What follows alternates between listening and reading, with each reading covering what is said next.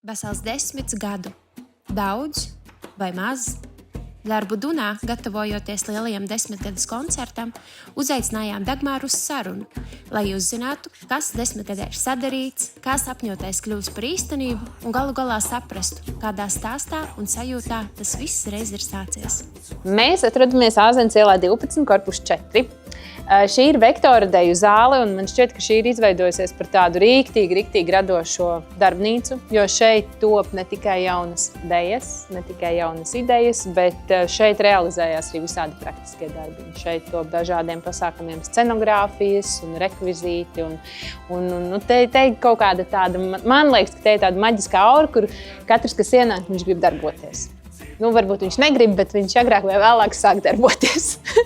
Tevi bez šaubām šobrīd var saukt par īstu dejdari, bet kā Dagmāra un Vektors 10 gadē atrada savu ceļu jaunradīšanā? Pa šiem 10 gadiem ir ļoti mainījies tas, kā es uztveru jaunradīšanas procesu un tas, kā es uztveru kaut kādas izdošanās, choreogrāfiskas vai neizdošanās. Tajā brīdī, kad es sāku ar Vektoru strādāt un tapa Salniņa un tapa kaut kādas pirmās daudz dejas, es ļoti pārdzīvoju katru reizi, kad jāiet pie dejotājiem, katru reizi, kad viņiem tas materiāls ir jādod. Un tad arī, es biju bišķi tā kā īsāku laiku ar dejotājiem kopā, mēs bijām bišķi mazāk saslīpējušies, un viņi uz mani skatījās bišķi vairāk tā kā uz ciklanētiet, nekā šobrīd A grupa uz mani skatās. Un es atceros, ka tajā laika posmā man bija baigais stress katru reizi, kad bija kaut kas jauns un kaut kas no sevis tā kā jārāda un jādod, tāpēc, ka dejotājiem ļoti patīk arī komentēt. Sevišķi tā laika dejotājiem ļoti patīk komentēt visu un tā. Un tajos brīžos tu jūties tāds diezgan pliks, diezgan kails. Un nav tā, ka tā sajūta būtu baigi patīkamā. Vispār nē. Bet tagad, kad es jau tā kā jūtos iestrādājusies un kad man liekas, ka mums šobrīd ansamblis ir tāds vienots organisms, man ir sajūta, ka mani dejotāji daudz ātrāk uzķer kaut kādas lietas, daudz ātrāk un veiklāk ir gatavi kaut ko pamainīt un kaut ko pielāgot.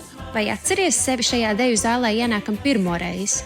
Kāda Dagmāra bija tad un kāda ir tagad, kuras dejas radušās šeit un jau iespējams dzīvo citās deju zālēs un dejotāju un skatītāju sirdīs?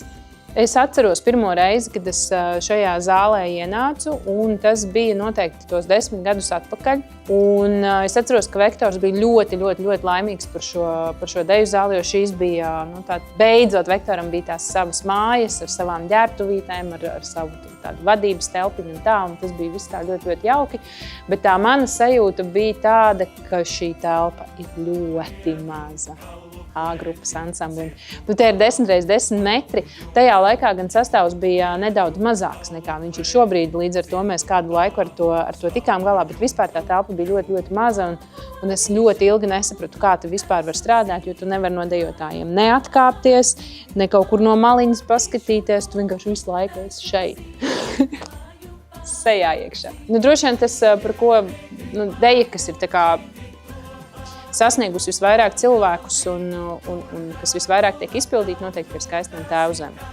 Jo Skaistmanu Tēvzeme mēs radījām 2018. gadā kā fināla kopā sanākšanu uzvedumam Vēstījums rakstos. Un principā tas, kas tika izveidots tie 18. gadā tiem finālam, tā bija tāda kripatiņa, tāds melnumiņš aiz nādziņa tam, kāda tā deja izskatās šobrīd. Un tādu mēs viņu sākotnēji izveidojām Vektoram uz 16 pāriem. Mēs viņu parādījām jaunradas konkursā. Jaunradas konkursā 1. vieta.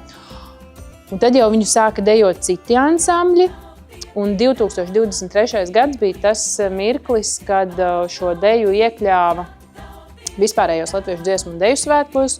Un pie tam ne tikai Daugavas stadionā, bet arī Mežu parka estrādē tā deja tika dejota. Un vēl par šo deju, man liekas, tas ir tāds īpašs novērtējums ir arī tāds, ka pie manis pienāca pēc vienas starptautiskas konferences pie manis pienāca lietuviešu kolēģis Vidmans Mačulskis, kurš uz mani tā paskatījās un paprasīja, jūs esat tā choreogrāfa tai dejai? Tad jā. Nē, tā gan ir deja. Tā ir tāda īsti latviska deja. Tas man liekas tāds labs kompliments.